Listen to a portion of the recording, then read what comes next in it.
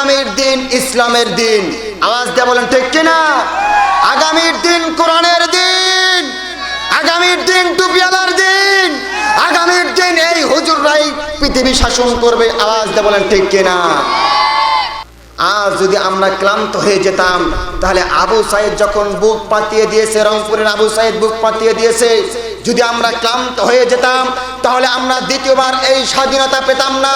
আবু সাইদ যখন বুক পাতিয়ে দিয়েছে, আবু সাইদের বুক পাতিয়ে দেওয়া দেখে আমার তরুণ যুবক ভাইরা জীবনের মায়া করে নাই, জীবনের মায়া ত্যাগ করে তারা রাজপথে নেমে বাংলাদেশকে আবার দ্বিতীয়বারের মতন স্বাধীন করেছে।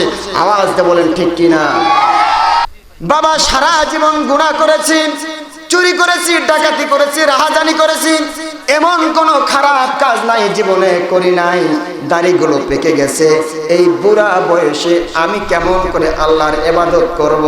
আল্লাহ বলছেন লা তাকনাতু মির রাহমাতিল্লাহ, বান্দা হতাশ হয়ে যেও না, নিরাশ হয়ে যেও না। বান্দা তুমি যদি আমি রবের কাছে, আল্লাহর কাছে বান্দা যদি তওবা করতে পারো, আল্লাহ জীবনে চুরি করেছি আর করব না, গুনাহ করেছি আর করব না, নামাজ পড়ি নাই আজকে থেকে নামাজ পড়ব, আমি হজ করি নাই হজ ফরজ হয়ে গিয়েছে হজ করি নাই, আজকে থেকে আমি আমার ফরজ হজ আদায় করব।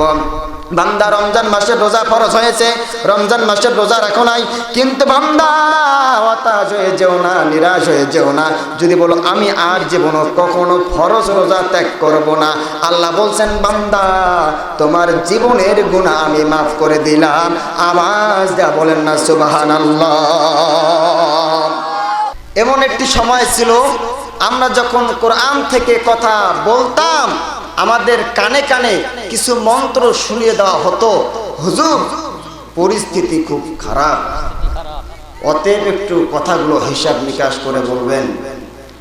আজকে যদি আমরা এখানে কোরআন দিয়ে কথা বলি, ইনশাআল্লাহ আমাদেরকে বাধা প্রদান করার মতো কোনো শক্তি আছে? পৃথিবীতে যত বাতিল শক্তি এসেছে এই দুনিয়া থেকে লাঞ্ছিত আর অপমান হয়ে এই পৃথিবী থেকে চিরবিদায় নিয়েছে। আওয়াজ দিয়ে বলেন ঠিক কিনা? অতএব মুসলমানদেরকে আমি সাবধান করে দিতে চাই, যারা কোরআন বিরোধী, এই মুসলমান জীবন দিতে জানে, মুসলমান বুকের তাজা রক্ত দিতে জানে, মুসলমান কোরআনকে ভালোবাসে, মুসলমান ইসলামকে ভালোবাসে, অতএব যারা ইসলাম আর কোরআনকে নিয়ে চক্ষুচক্র করবে তাদেরকে আমরা হুঁশিয়ার আর সাবধান করে দিতে চাই। আমরা মুসলমান কোরআনের জন্য জীবন দিতে রাজি আছি নাকি নাই? আরো দিনাজপুরবাসী আওয়াজ দিয়ে বলতে হবে, আমরা কোরআনের জন্য জীবন দিতে রাজি আছি নাকি নাই? মুসলমান কোরআনের জন্য জীবন দিতে রাজি আছে, প্রয়োজনে বুকের তাজা রক্ত ঢেলে দিতে রাজি আছে। আমরা সেটা 5 আগস্ট সেটা প্রমাণ করেছি। আওয়াজ দিয়ে বলেন ঠিক কিনা? অতএব বাতিল শক্তি যারা, তাদেরকে একটি কথা স্পষ্ট ভাষায় আমরা বলতে চাই, এই কোরআন আর ইসলামকে নিয়ে ছিনিমিনি খেলার কোনো সুযোগ আছে? মনে রাখতে হবে আগামীর দিন ইসলামের দিন। আওয়াজ দিয়ে বলেন ঠিক কিনা? আগামীর দিন কোরআনের দিন, আগামীর দিন টুপিওয়ালার দিন, আগামীর দিন এই হুজুররাই পৃথিবী শাসন করবে। আওয়াজ দিয়ে বলেন ঠিক কিনা? আজ যদি আমরা ক্লান্ত হয়ে যেতাম, তাহলে আবু সাইদ যখন বুক পাতিয়ে দিয়েছে, রংপুরের আবু সাইদ বুক পাতিয়ে দিয়েছে, যদি আমরা ক্লান্ত হয়ে যেতাম তাহলে আমরা দ্বিতীয়বার এই স্বাধীনতা পেতাম না। আবু সাইদ যখন বুক পাতিয়ে দিয়েছে, আবু সাইদের বুক পাতিয়ে দেওয়া দেখে আমার তরুণ যুবক ভাইরা জীবনের মায়া করে নাই, জীবনের মায়া ত্যাগ করে তারা রাজপথে নেমে বাংলাদেশকে আবার দ্বিতীয়বারের মতন স্বাধীন করেছে। আওয়াজ দিয়ে বলেন ঠিক কিনা? আল্লাহ তাআলা কাকে বলছেন? কুল। আল্লাহ তাআলা তার রাসূলকে বলছেন, হে রাসূল আপনি বলুন, ইয়া ইবাদিয়া। আল্লাহু আকবার বলেন, আরো জোরে আওয়াজ দিয়ে বলেন আল্লাহু আকবার। আল্লাহ তাআলা তার রাসূলকে বলছেন, হে রাসূল আপনি বলুন, কি বলুন? ইয়া ইবাদিয়া, হে আমার বান্দারা।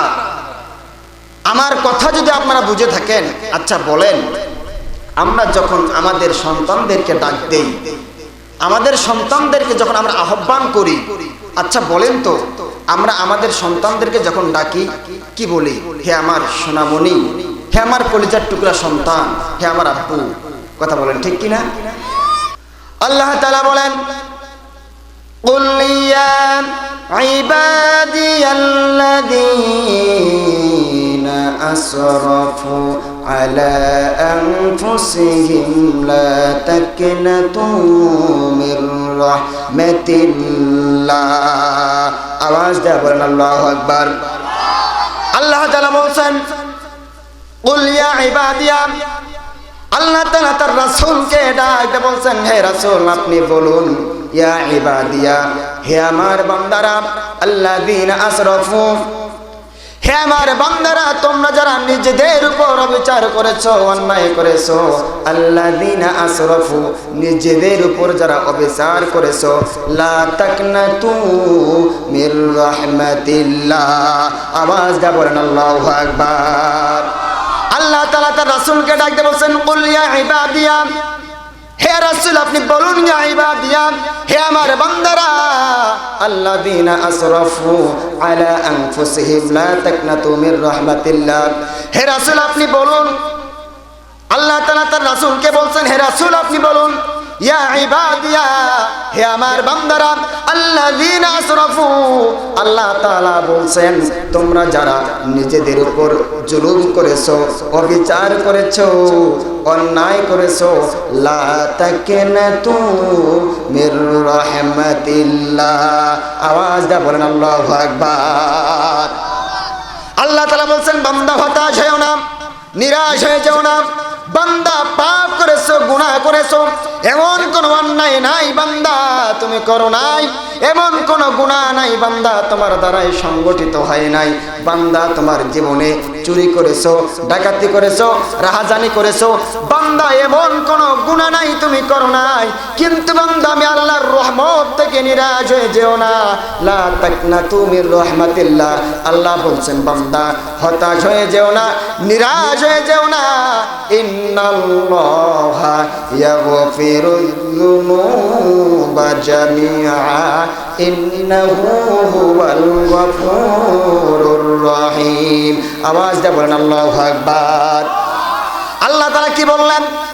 আল্লাহ তাআলা বললেন, হে রাসূল আপনি বলুন, ইয়া ইবাদিয়া, হে আমার বান্দারা, আল্লাযীনা আসরাফু, তোমরা যারা নিজেদের উপর জুলুম করেছো, বান্দা তোমার দ্বারা এমন কোন গুনার কাজ নাই যা সংগঠিত হয় নাই, বান্দা তোমার দ্বারা এই পৃথিবীতে যত গুনার কাজ আছে সব সংগঠিত হয়েছে, চুরি করেছো, অন্যায় করেছো, ডাকাতি করেছো, জুলুম করেছো, অন্যের সম্পদ তুমি ভক্ষণ করেছো, অন্যের জমির আইল তুমি ঠেলে কিনা, বান্দা এমন কোন গুনাহ নাই তোমার দ্বারা সংগঠিত হয় নাই, কিন্তু বান্দা এই জন্য হতাশ হওয়া যাবে না, এই জন্য নিরাশ হওয়া যাবে না। আল্লাহ বলছেন লা তাকনাতু মির রাহমাতিল্লাহ, বান্দা এই জন্য হতাশ হয়ো না, নিরাশ হয়ে যেও না, লা তাকনাতু মির রাহমাতিল্লাহ, আমি আল্লাহর রহমত থেকে বান্দা তুমি নিরাশ হয়ে যেও না, আওয়াজ দিয়ে বলেন সুবহানাল্লাহ। আল্লাহ তাআলা বলছেন বান্দা তোমার দ্বারা এমন কোন গুনাহ নাই যা সংগঠিত হয় নাই, পৃথিবীর যত গুনাহ আছে বান্দা সব তোমার দ্বারা সংগঠিত হয়েছে, মানে তোমার গুনাহ এত পরিমাণে হয়েছে তুমি কি করবা আর কি করবা না কোনো কিছুই খুঁজে কুল পাচ্ছ না, ঠিক সেই মুহূর্তে বান্দা তুমি হতাশ আর নিরাশ হয়ে যেও না। আল্লাহ বলছেন লা তাকনাতু মির রাহমাতিল্লাহ, আমি আল্লাহর রহমত থেকে নিরাশ হয়ে যেও না, বলেন না সুবহানাল্লাহ। আল্লাহ বলছেন বান্দা নিরাশ হয়ে যেও না, ইন্নাহু হুয়াল গফুরুর রহিম, আল্লাহ তাআলা অত্যন্ত দয়ালু এবং ক্ষমাশীল, আল্লাহ তাআলা আমাদের জীবনের গুনাহ মাফ করে দিবেন, আওয়াজটা বলেন সুবহানাল্লাহ। সম্মানিত হাজিরিন, অনেক মানুষ সমাজে এমন আছেন যদি জিজ্ঞাসা করা হয় ও চাচা আপনি কেন নামাজ পড়েন না, চাচা আপনি কেন নামাজ পড়েন না, সমাজে এমন অনেক মানুষ আছে, যুবক ভাইকে যদি বলা হয় যুবক ভাই তুমি দাড়ি কেন রাখো না, তুমি রাসূলের সুন্নাহ কেন মানো না, ও চাচা আপনি কেন নামাজ পড়েন না, ও মুরব্বী আপনি কেন নামাজ পড়েন না, ওই মুরব্বীদের পক্ষ থেকে আমাদের কাছে জবাব আসে, বাবা সারা জীবন গুনাহ করেছি, চুরি করেছি, ডাকাতি করেছি, রাহাজানি করেছি, এমন কোনো খারাপ কাজ নাই জীবনে করি নাই, দাড়িগুলো পেকে গেছে, এই বুড়া বয়সে আমি কেমন করে আল্লাহর ইবাদত করব।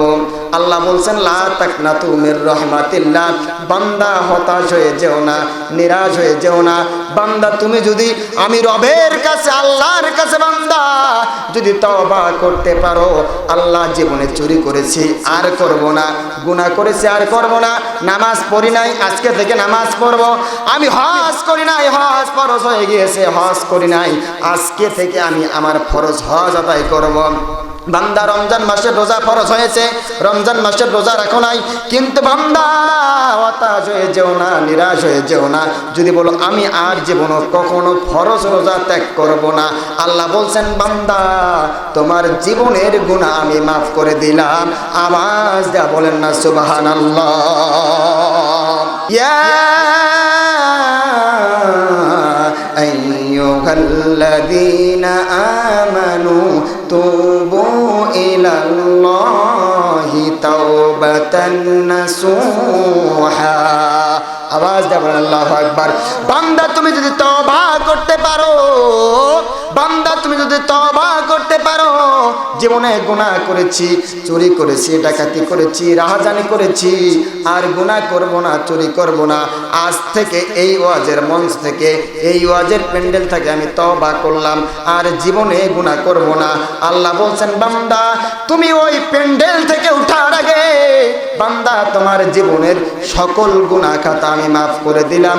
আওয়াজ দেয়া বলেন সুবহানাল্লাহ।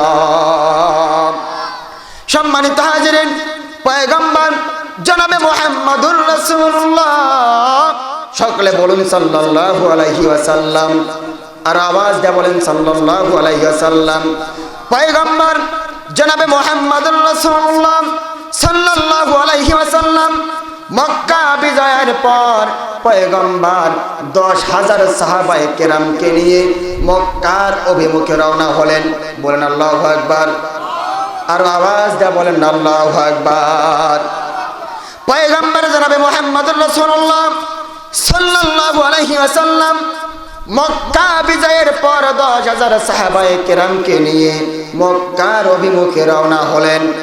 এদিকে কাফেরেরা বলতে লাগলো মুহাম্মাদের উপর এমন কোন নির্যাতন নাই যা আমরা মক্কাবাসী করি নাই, মুহাম্মাদের উপর এমন কোন নির্যাতন নাই যা আমরা করি নাই, মুহাম্মাদকে আমরা নির্যাতন করেছি, নিপীড়ন করেছি, এমন কোন অত্যাচার নাই আমরা যা মুহাম্মাদের উপর করি নাই।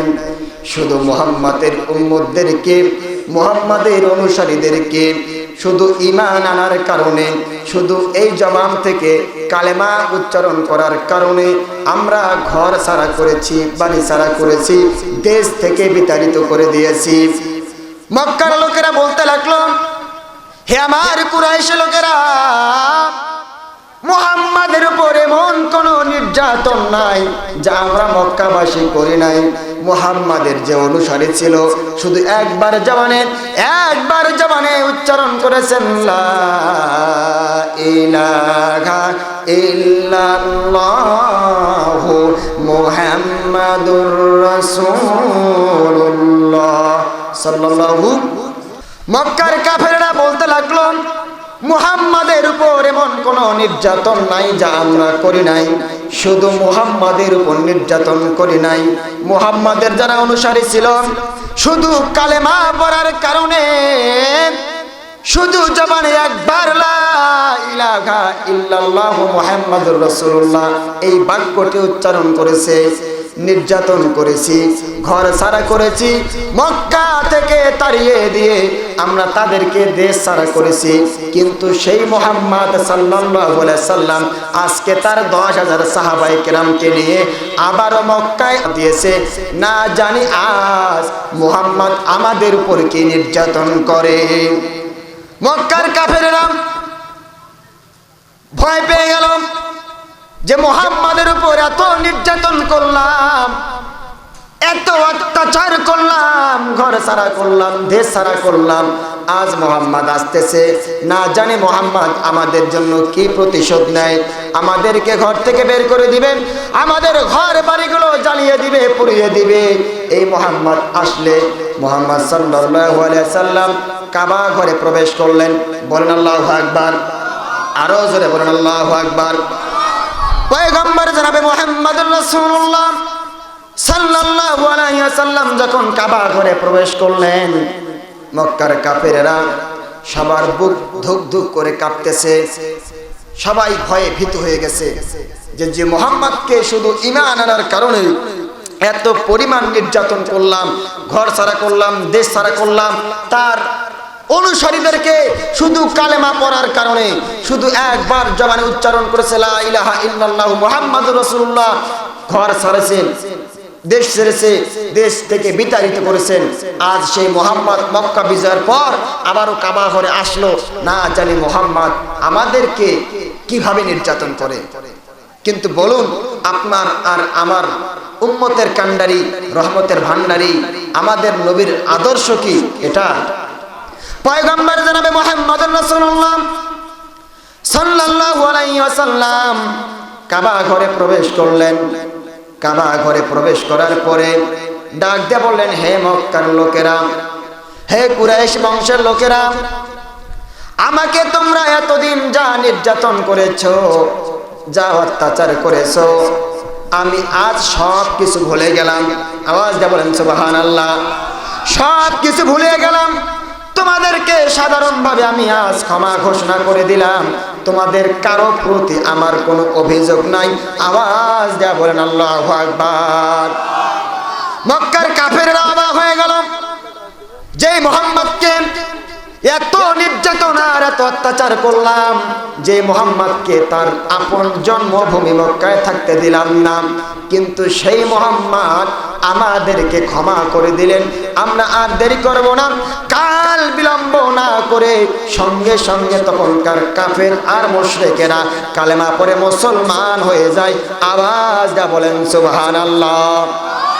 সঙ্গে সঙ্গে কাফের মুশরিকরা ঈমান আনলেন, কিন্তু একজন মাত্র ঈমান আনলেন না। কয়জন?